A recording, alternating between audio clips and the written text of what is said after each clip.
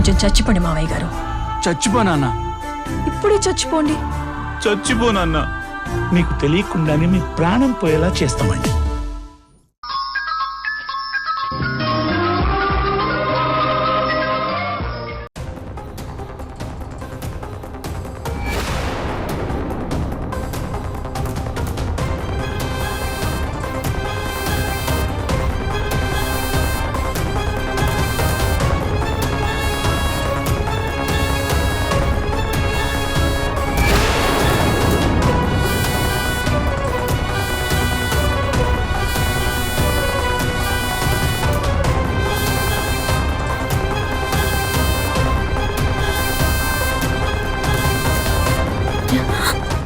బాక్సుల్లోనే కదా నేను డబ్బు పెట్టించాను. మొన్నని కదా వచ్చి అంతా చెక్ చేసుకున్నాను. అప్పుడు ఇక్కడ డబ్బంతా ఉంది కదా, ఇప్పుడు లేదేంటి? డబ్బంతా ఏమైనట్టు? 300 కోట్లు ఎలా ఎలా మాయమయ్యాయి?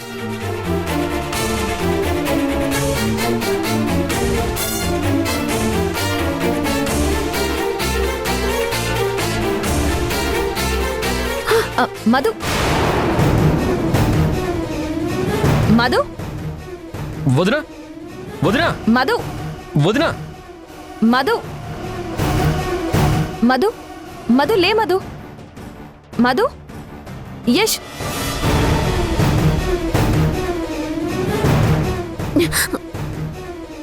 వదినా మధు వదినా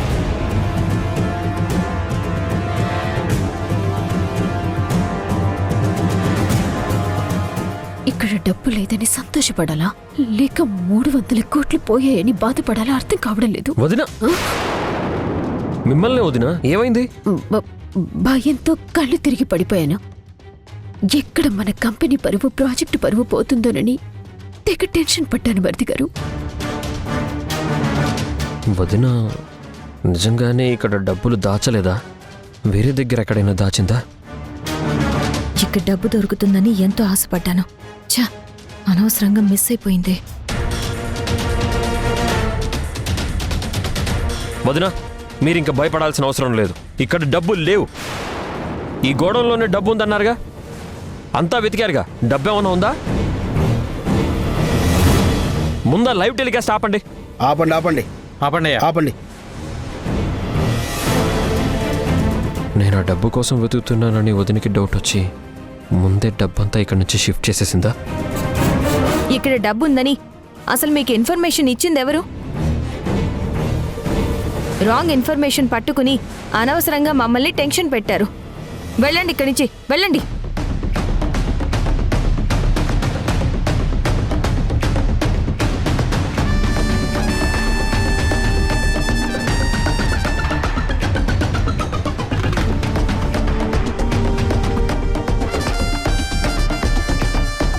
నాటకాలు ఆడకు సింధు.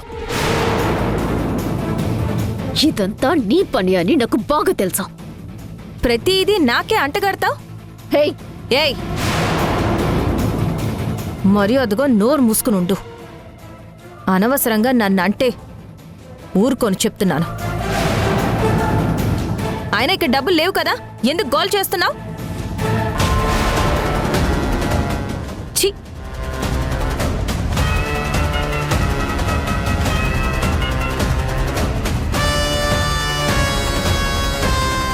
అమ్మో, నా డబ్బు నా డబ్బు నా డబ్బు 300 కోట్లు. అయ్యో పోయాయి, అంతా పోయాయి. ఎలా పోయాయి? నా డబ్బు అంతా ఎలా పోయింది? ఎవరు చేశారు? అసలు డబ్బంతా ఇక్కడి నుంచి ఎలా మాయమైపోయింది? ఇప్పుడు మా వైకి నేను జీవన సమాధానం చెప్పాలి.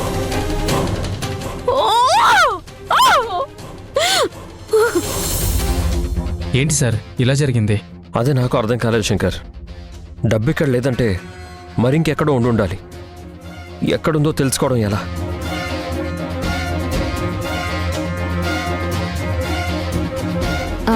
కంగ్రాట్స్ సార్, మంచి పని చేశారు. నేను ఫస్ట్ నుంచి ఈ ప్రాజెక్ట్ అంతా ఫ్రాడ్ అని చెప్తుంటే ఎవరూ నమ్మడం లేదు. నిజాలన్నీ బయటికి రావాలి. ఖచ్చితంగా ఆ మధుని డబ్బుని ఇక్కడి నుంచి వేరే ప్లేస్కి మార్చుంటుంది. ఆ ప్లేస్ ఎక్కడుందో మీరే కనిపెట్టాలి. అలాగే మేడం. అలాగే మేడం. ఏ సింధు, నువ్వు చాలా ఎక్కువ మాట్లాడుతున్నావు. నిజంగా మా ప్రాజెక్టు ఫ్రాడ్ అని నువ్వు ప్రూవ్ చేయి చూస్తాను. నువ్వు ఆ పని చేస్తే నిన్ను నెత్తి మీద పెట్టుకొని పూజిస్తాను.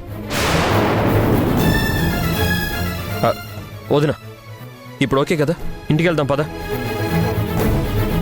డబ్బు ఇక్కడ లేదు కదా మధు, మరి ఎక్కడున్నాయి? ఏయ్, ఎక్కడ ఉండడం ఏంటి? ఇందాక మా వదిన ల్యాప్టాప్లో చూపించింది కదా, అందరూ చూశారు కదా. మా కంపెనీ అకౌంట్లోనే ఆ డబ్బంతా ఉంది. ఇదంతా ఫేక్ న్యూస్ అని అందరి ముందు ప్రూవ్ అయింది కదా, మళ్ళీ డబ్బుల గురించి అడుగుతావేంటి? డబ్బు మీ కంపెనీ అకౌంట్లోనే ఉంటే ఇంత లేట్ ఎందుకు యష్? ప్రాజెక్ట్ వర్క్ వెంటనే స్టార్ట్ చేయండి. చేస్తాం, త్వరలోనే చేస్తాం. నువ్వేం మాకు చెప్పక్కర్లేదు. ఆ ల్యాండ్ మీద ఉన్న సీజ్ మా వదిన ఎత్తేయిస్తుంది, అప్పుడు స్టార్ట్ చేస్తాం. ఎప్పుడు సీజ్ తీసేయిస్తారు? ఎప్పుడు వర్క్ స్టార్ట్ చేస్తారు? ఒక వారమా, ఒక నెల, లేక 2 నెలలా? చెప్పండి. అది అలా రెచ్చగొట్టిసింది, అప్పుడు కానీ మా వదిన ఆ డబ్బు బయటికి తీయదు. మాట్లాడవేంటి మధు? ఏయ్, నేను చెప్పాను కదా సింధు, స్టార్ట్ చేస్తామని. ఆ మాట మీ వద్దని చెప్పమని యష్. చెప్పొదినా, అందరితో పాటు ఈ సింధు నోరు కూడా మోయించు. చెప్పు మధు, ఒక నెలలో స్టార్ట్ చేస్తావా? ఇదంతా నువ్వు కావాలని చేస్తున్నావని నాకు అర్థమవుతుంది సింధు. తప్పకుండా చేస్తాను. విన్నావు కదా, సరిపోయిందా? ఇక పద. వదినా రండి. మీరు వెళ్ళండి మరిది గారు, నాకు చిన్న పనుంది. సరే వదినా.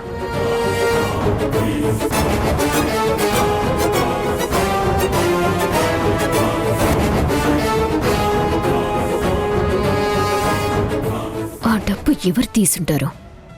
ఆ పొలిటీషియనే తీసుంటాడా? ఆ డబ్బు గురించి వాడికి మాత్రమే తెలుసు. ఎప్పటినుంచో వాడికి నేను దాచిన డబ్బు మీదే కన్నుంది. కన్ఫర్మ్గా వాడే తీసుంటాడు.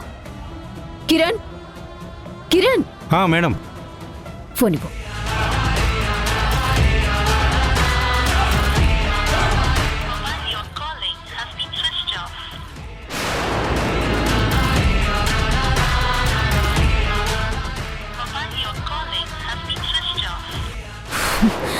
వీడి ఫోన్ స్విచ్ ఆఫ్ వస్తుందంటే ఖచ్చితంగా వాడే తీసుంటాడు.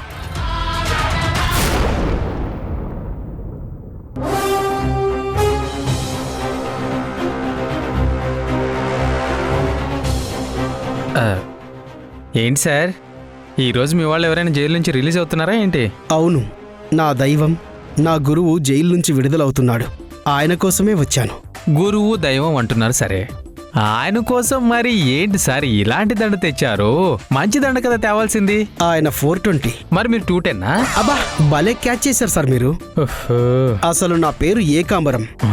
మా బాబుకి ఈ బాబు అప్పిచ్చాడు. ఆ వడ్డీకి వడ్డీ చక్రవడ్డీ అయ్యి 1 కోటి తేలింది. నాకు దూల తీరింది. ఈ దండ మా గురువు గారికి సెంటిమెంట్. పూలున్న మంచి దండ వేస్తే ఆయనకు నచ్చదు.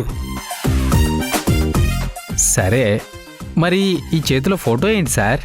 మా గురువు గారి అబ్బాయి చరణ్. ఆహా, ఉన్నాడా పోయాడా? ఆయన పోయి చాలా కాలమైంది. అయినా మా గురువు గారి దృష్టిలో ఆయన కొడుకు ఇంకా బ్రతికే ఉన్నాడని చాలా ఫీల్ అవుతూ ఉంటారు. షాక్ అయ్యారా? కొడుకు ఆయన సెంటిమెంటు, అందుకే ఈ ఫోటో తెచ్చాను. ఇంతకీ ఎవరు సార్ మీ గురువు గారు? జైల్లో ఉన్నాడు, బయటకు వచ్చే టైం అయింది.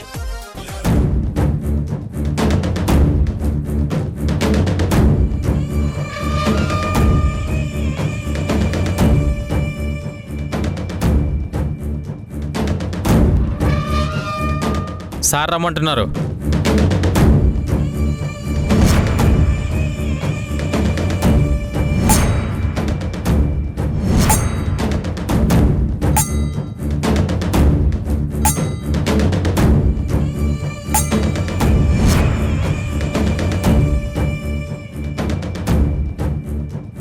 ఈ రిజిస్టర్లో సైన్ చేయి.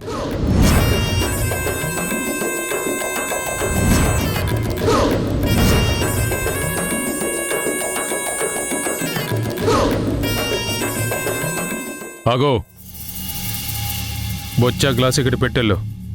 కావాలి ప్లీజ్ సార్, నన్ను తీసుకెళ్ళనివ్వండి. ఎవడైనా జైలుకి వస్తే ఈ జీవితాన్ని మర్చిపోవాలి అనుకుంటారు. నువ్వేంట్రా బొచ్చా గ్లాస్ అడుగుతున్నావు? నాకు జీవితకాలం గుర్తుండాలి సార్.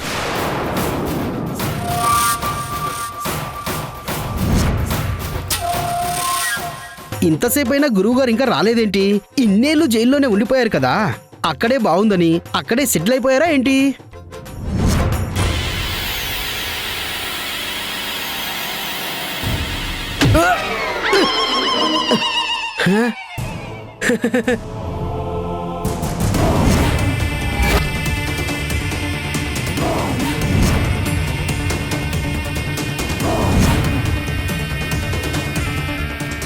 గురువుగారు వచ్చేసారా?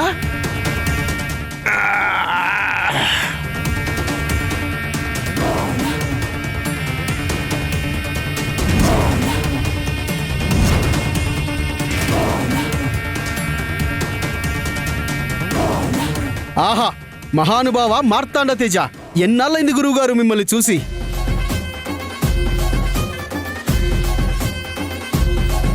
గురువుగారు అంతా బాగానే ఉంది, కానీ ఈ పనికి మాలినదండే కావాలని ఎందుకంత పట్టుపట్టారు? గురువుగారు, అబ్బా! ఇది పనికి మాలిన దండ కాదురా. నేను జైలు నుండి వచ్చాక నేను చెయ్యాల్సిన పనులు గుర్తు చేసే పవిత్రమైన దండ. నాకు సన్మానం జరగాల్సిన రోజే ఆ సింధు అమృతని నేనే చంపాను అని ప్రూవ్ చేసి నన్ను అరెస్టు చేయించి కోర్టులో నన్ను దోషిగా నిరూపించి జైలుకి పంపింది. ఆ రోజు నా మెడలో పడాల్సిన దండ ఇదే. ఇదే దండ ఎందుకు తెమ్మన్నానో తెలుసా? నాకు సన్మానం జరగాల్సిన రోజే నా జీవితానికి సరిపడా అవమానం జరిగింది. నా కొడుకు చరణ్ చనిపోయాడు. నా భార్య అంబిక ఇక జన్మలో నా ముఖం కూడా చూడదు. ఇదంతా ఆ సింధు వల్లే. నా జీవితంలాగే సింధు జీవితం కూడా నాశనం అవ్వాలని, ఆ నాశనానికి నాందిగా ఈ దండ తెమ్మన్నాను. ఇంతకే నా కొడుకు ఎక్కడరా? ఇదిగో గురువుగారు, ఇక్కడే ఉన్నారు.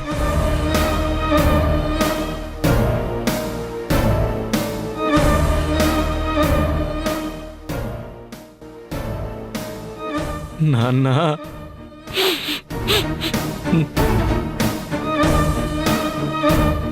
నాన్న చరణ్, ఎలా ఉన్నావురా? ఇన్నాళ్ళు నేను జైల్లో ఉండి నిన్ను ఒంటరిని చేశాను నాన్న. నన్ను క్షమించు. బయటకు వచ్చేసాను కదా, ఇక మనం కలిసి ఉందాం. చచ్చిపోయినోడితో కలిసి ఉండడం ఏంటి? గురువు గారికి ఏమైనా మైండ్ గన్ దొబ్బిందా ఏంటి? పదరా నాన్న. ఎరా, నేను చెప్పిన డ్రెస్ తెచ్చావా? తెచ్చాను గురుగారు, ఇదిగోండి.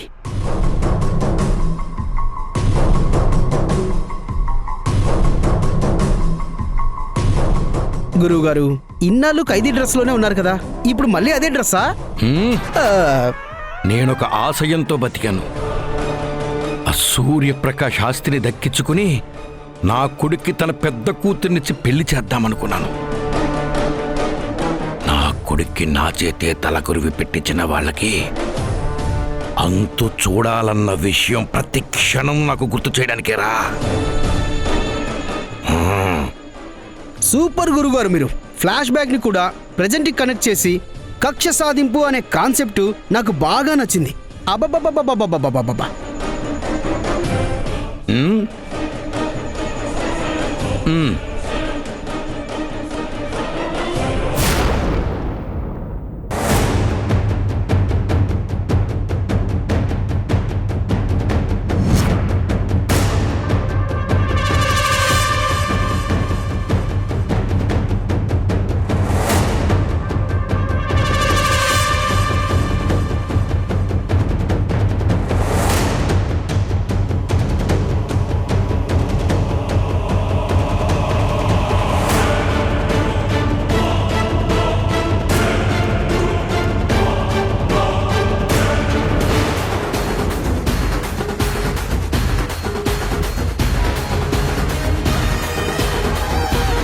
మధు, నువ్వు దాచిన డబ్బు మిస్ అయిందంట కదా. నువ్వు ఎంతో జాగ్రత్తగా ఎవరికీ తెలియకుండా దాచిన డబ్బు ఎవరో ఎత్తుకెళ్లారంటగా. న్యూస్లో అదే చెప్తున్నారు చూడు.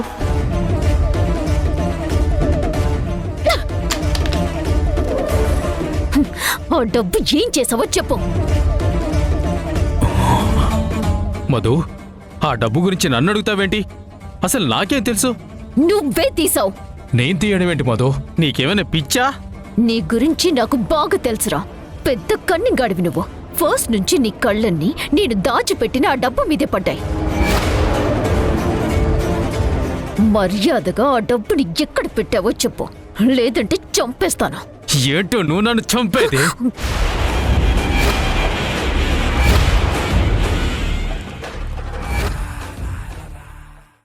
చనువు ఇచ్చాను కదా అని చెప్పి మరీ ఓవర్ చేస్తున్నావు. నా ముందు చేతులు కట్టుకొని నిలబడిన నువ్వు ఇప్పుడు నా కాలర్ పట్టుకునే రేంజ్కొచ్చావా? నా సంగతి నీకు తెలీదు. నేను మెంటల్గానే. నేను తలుచుకుంటే ఇప్పుడే ఇక్కడే నిన్ను నా గన్మెన్ చేత కాల్చి పారేస్తాను. నీ లిమిట్స్లో నువ్వు ఉంటే ప్రాణాలతో ఉంటావు. నేను కాదురా ఓవర్ చేస్తుంది, నువ్వే చాలా ఎక్స్ట్రాల్ చేస్తున్నావు. నాతో నమ్మకంగా ఉంటూ నాకే వెన్నుపోటు పడుస్తావా? నా డబ్బే కొట్టేసింది కాక రివర్స్ లో నన్నే కాల్చి పారుస్తానంటావా? అసలు నీకు మైండ్ ఉండే మాట్లాడుతున్నావా మధు? నువ్వు దాచిన డబ్బు నేను కొట్టాడు ఏంటి?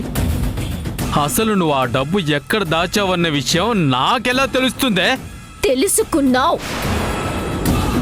నీ మనుషుల్ని పెట్టి నన్ను ఫాలో చేయించి తెలివిగా తెలుసుకుని మరీ కొట్టేశావు. ఏయ్, చాలే ఆపు. నువ్వు నీ పిచ్చివాగుడు. నిజంగా ఆ డబ్బు ఎక్కడుందో నాకు తెలిస్తే ఇన్ని రోజులు వెయిట్ చేస్తానా ఏంటి? ఇలాంటిదేదో జరుగుతుందనే మొదటి నుంచి నిన్ను అడుగుతూనే ఉన్నాను. మధు, ఆ డబ్బు ఎక్కడ దాచావో చెప్పు అని, నేనే సెక్యూర్ చేస్తాను అని. కానీ నువ్వు నన్ను నమ్మలేదు కదే. ఆ రోజు హవాలా డీల్లో పోలీసులు ఎంట్రీ ఇచ్చిన తర్వాత కూడా నువ్వు కళ్ళు తెరవలేకపోయావు. డబ్బు విషయంలో అలర్ట్ కాలేకపోయావు. ఇప్పుడు చూడు ఏం జరిగిందో. అదే డబ్బు నా అండర్లో ఉంటే ఇలా జరిగేదే కాదు. నీ సూది వినే ఓపిక నాకు లేదు. నిజంగా ఆ డబ్బు కొట్టేసింది నువ్వే కన్ఫర్మ్. నా కళ, నా లైఫ్ గోల్ని నాశనం చేయొద్దు. చెప్పే ఆ డబ్బుల్ని ఎక్కడ దాచావో చెప్పే, లేదంటే అనవసరంగా నా చేతిలో చస్తావురా. నీలాంటి వాళ్ళని నా సర్వీసులో ఎంతమందిని చూసుంటానే. బెదిరిస్తే భయపడిపోతాననుకున్నావా? ఆ డబ్బు గురించి అడగాల్సింది నన్ను కాదే, వెళ్ళి సింధిని అడుగో. సింధుని నువ్వు చాలా తక్కువ అంచనా వేశావు. సింధు నీకంటే మహా బ్రిలియంట్. సైలెంట్గా చెయ్యాలనుకుంది చేసేస్తుంది, చేసేసింది కూడా. ఖచ్చితంగా ఆ డబ్బు సింధునే తీసుంటుంది. మనకెవ్వరికీ తెలియకుండా ఆ జర్నలిస్ట్ స్వాతిని దాచిపెట్టావు. అప్పుడు మన కళ్ళు గప్పి తెలివిగా సింధు స్వాతిని తప్పించలేదా? చెప్పు, తప్పించలేదా? ఆ సింధుకి నువ్వు దాచిపెట్టిన డబ్బు ఎక్కడుందో కనుక్కోవడం, ఆ డబ్బుని తీసుకోవడం పెద్ద మ్యాటరేం కాదు. నీ కలని, నీ లైఫ్ గోల్ని నాశనం చేసింది సింధు. టోటల్గా నీకు పంగనామాలు పెట్టి 300 కోట్లు కొట్టేసింది. అయిపోయింది, నీ పని పూర్తిగా అయిపోయింది. ఆ సింధు మామూలుగా ఆడుకోలేదు నీతో.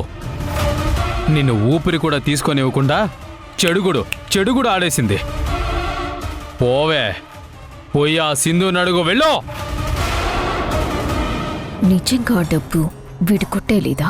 సింధునే తీసిందా? 30 రోజుల్లో నన్ను పతనం చేస్తానంది. తన మాటల రియాక్షన్ ఇదేనా?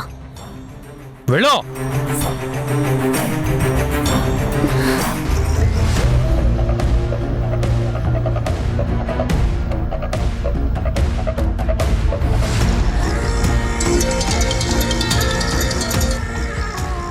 హలో. గీత, వచ్చేసానమ్మా. నీకోసమే వెయిటింగ్. ఆ, ఆ, వస్తున్నాను మావయ్య. ఇప్పుడు మావయ్యకి నా ముఖం ఎలా చూపించాలి?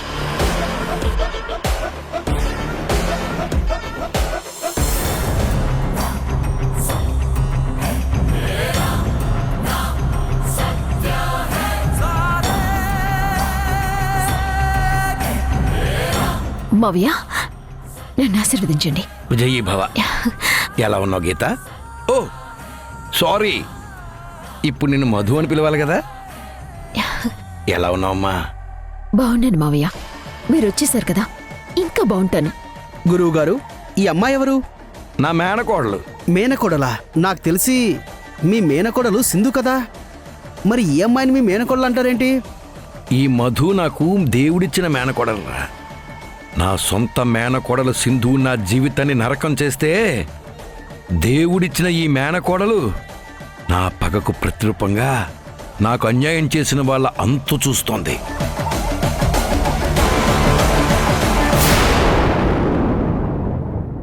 డబ్బు ఎలాగో దొరికింది కదమ్మా, ఇక ఈ విషయం యష్కి చెప్పమ్మా. లేదత్తయ్య, డబ్బు నా దగ్గర ఉందని యష్కి చెప్తే అది పాజిటివ్గా అర్థం చేసుకోకుండా నెగిటివ్గా తీసుకునే ఛాన్స్ ఉంది. జైలు నుంచి మీరు రిలీజ్ అవ్వగానే ఆ డబ్బంతా మీకు హ్యాండ్ ఓవర్ చేద్దాం అనుకున్నాను. కానీ ఆ డబ్బంతా ఎవరు కొట్టేశారో తెలియటం లేదు మావయ్య. నా గెస్ ప్రకారం కన్ఫర్మ్గా ఆ డబ్బు సింధుయే తీసుంటుంది. సింధుకి ఆ ఇంట్లో ఎవ్వరి సపోర్టు లేకుండా ప్రతిసారి నీకు అడ్డుపడుతోందా?